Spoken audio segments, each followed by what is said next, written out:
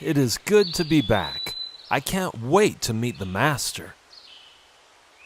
Yes, I'm sure Jesus will be very happy to see us. He will be even more happy when we tell him where we have been and what we have done. The disciples all headed to where Jesus was preaching. They were very eager to talk to him.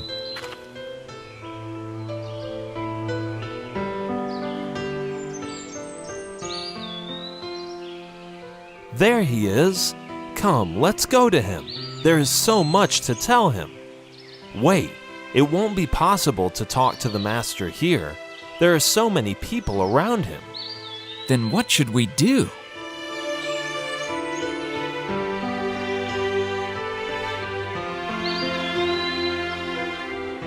In the meanwhile, Jesus had spotted his disciples and came forward to meet them.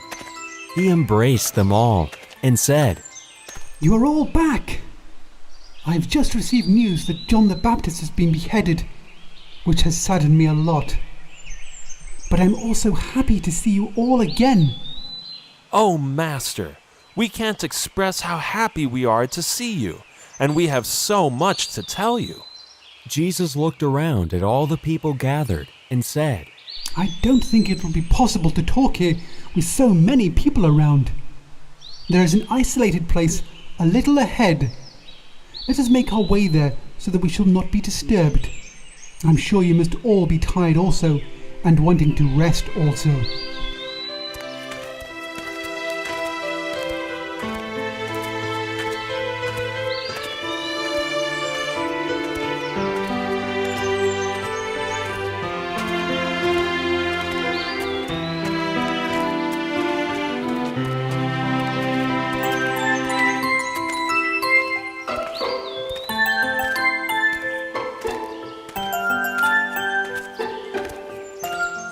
However, when the people saw Jesus leaving with the disciples, they also joined them, and some even went ahead to the place Jesus was going to with his disciples. Many of them had brought their ailing family and friends, and had seen how Jesus had cured them, and they just wanted to follow him. Therefore, when Jesus arrived there, the place was already crowded.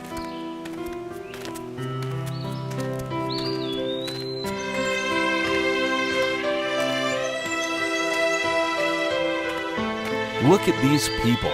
Can't they leave us alone for some time? Why do they keep following you, Master?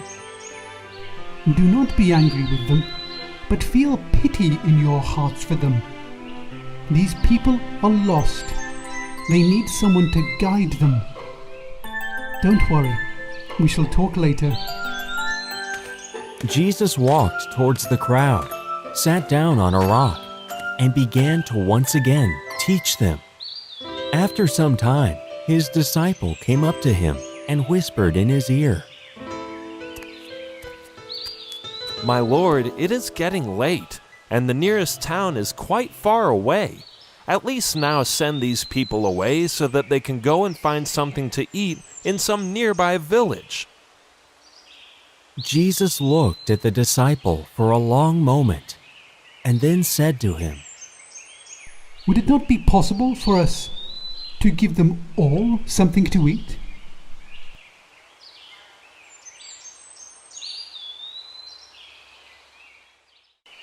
What are you saying, Master?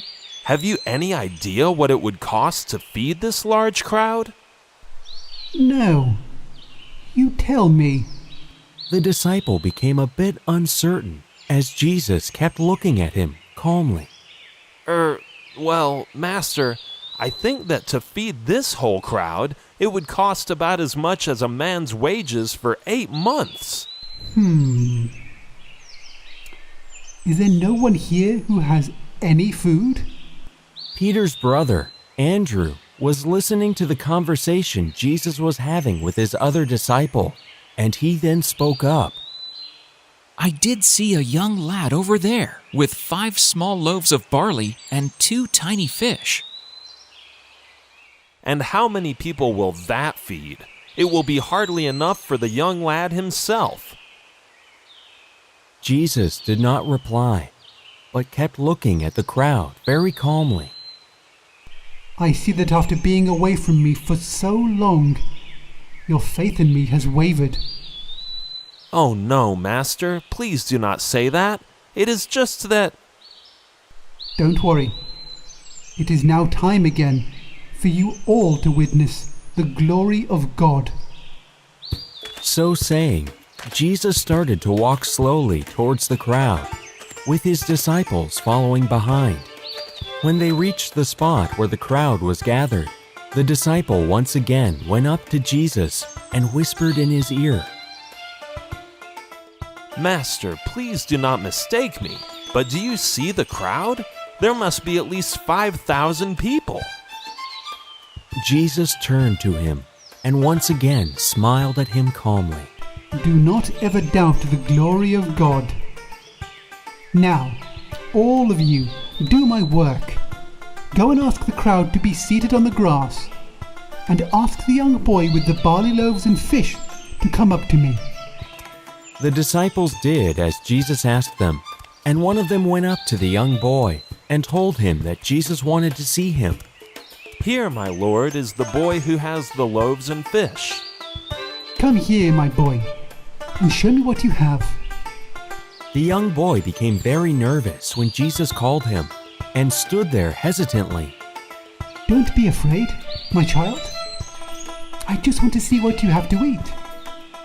The boy walked up slowly to Jesus, showing him the 2 small fish and 5 loaves of barley. Ah, those look good. Come, give them to me, and we shall all share your meal. What is the Master doing? That meal is hardly sufficient for one person. How is everyone going to share it? Didn't Jesus just tell you not to doubt the glory of God? Don't you know him well enough by now not to ever doubt him? Now wait and see what he does. Jesus took the loaves and the fish from the little boy and started praying. When he finished, he broke the loaves into small pieces and then asked his disciples to give the pieces to the people. After the loaves, he did the same with the fish. To everyone's amazement, there was enough bread and fish for all the people gathered there.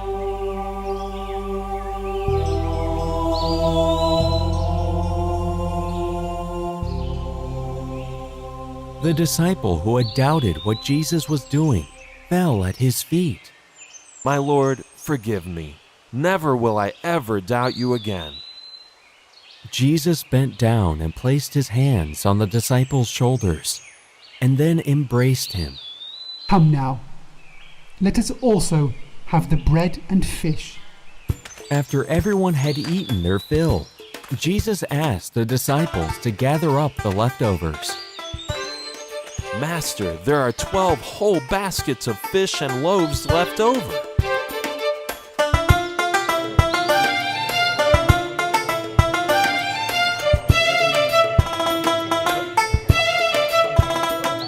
The people who had eaten now became aware of what Jesus had done. They began chanting that he was the prophet who had come to the world to save them.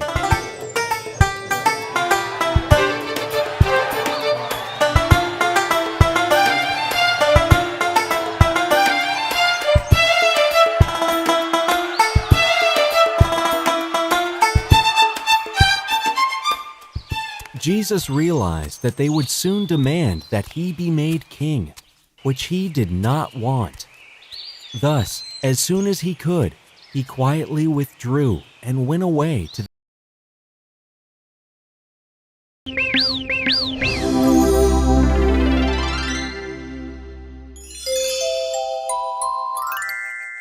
Ever since Jesus was born into this world, he had been working to bring God's will on earth. Jesus lived on earth to show how God loved men. Jesus was the Son of God, and he was willing to sacrifice his own life to show this love.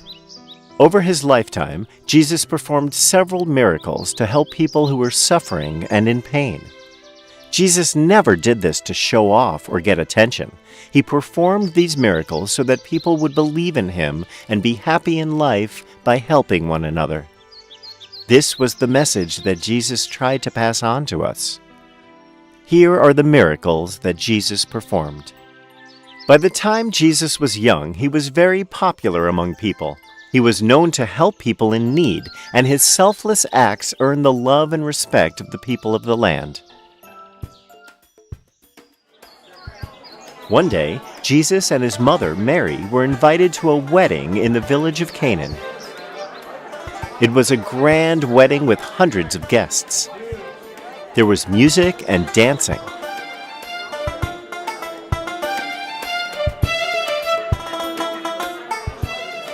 Everybody came to bless the newly married couple and wished them a good life. There was a grand feast for everybody. Wine was served at the wedding, as this was the custom during that time. During the wedding, the host discovered that there was no more wine to serve to the guests. What is this? The wine is over? Oh my God, this is terrible. What will I do now? We have more guests coming in now. What will I give them? What happened? Why are you looking so sad? The wine, it's over. We have no more wine to give our guests. Oh my God, that's terrible. What will we do now? I don't know. What happened? Why are you crying, Anna? I don't know what to tell you, Mary. All the wine we had got over. What are we going to tell our guests now? What will we do? Don't worry, Anna. Everything will be fine. Let me talk to my son, Jesus. He can help you.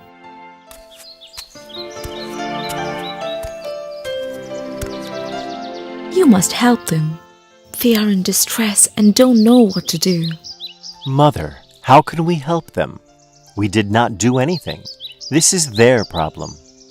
I don't care about that. You can help them, and so you must. Very well, Mother. Let me see what I can do. Mary calls Ephraim and Anna to where she was standing and talks to them. Do whatever Jesus tells you to do. Everything will be taken care of. Very well, Mary. Thank you.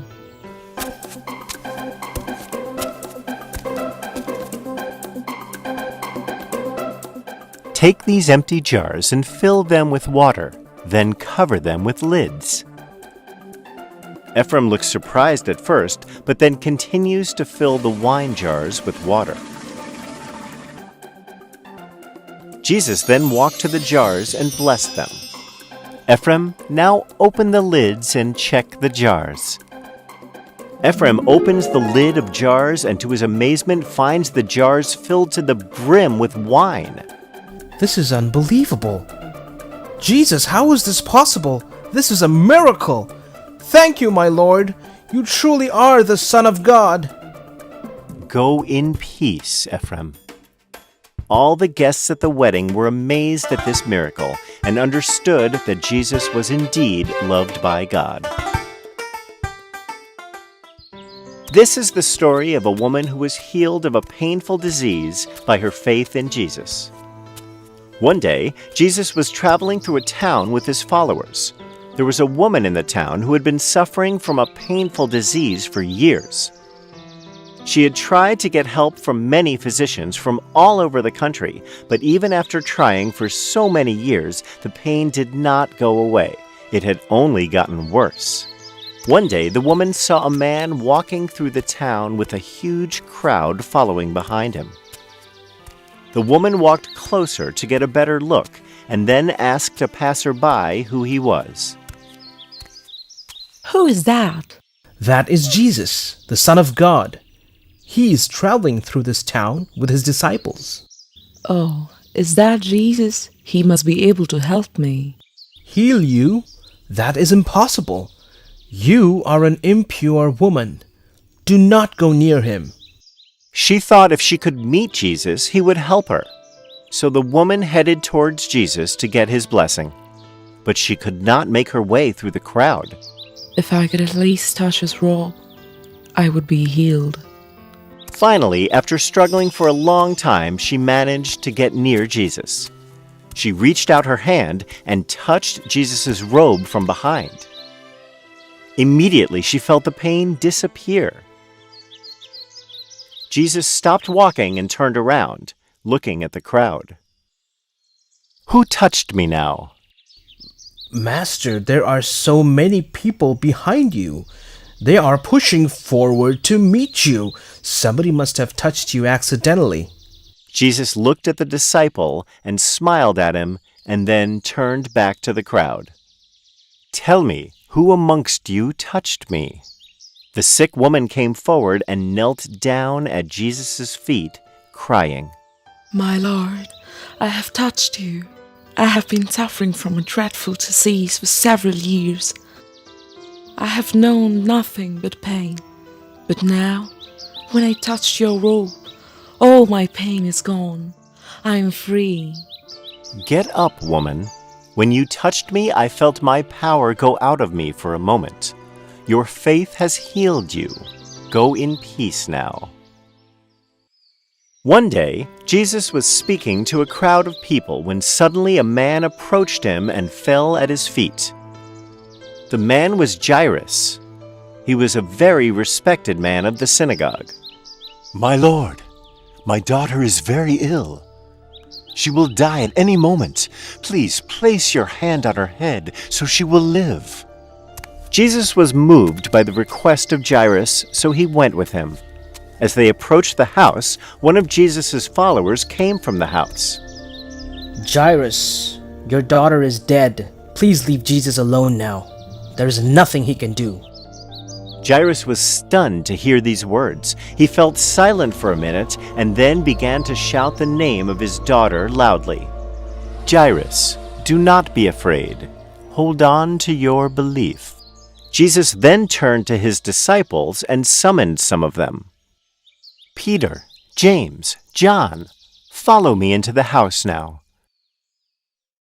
When Jesus stepped into Jairus' house, he saw everybody was crying loudly in the room.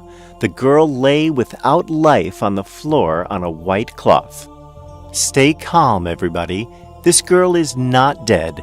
She is just sleeping."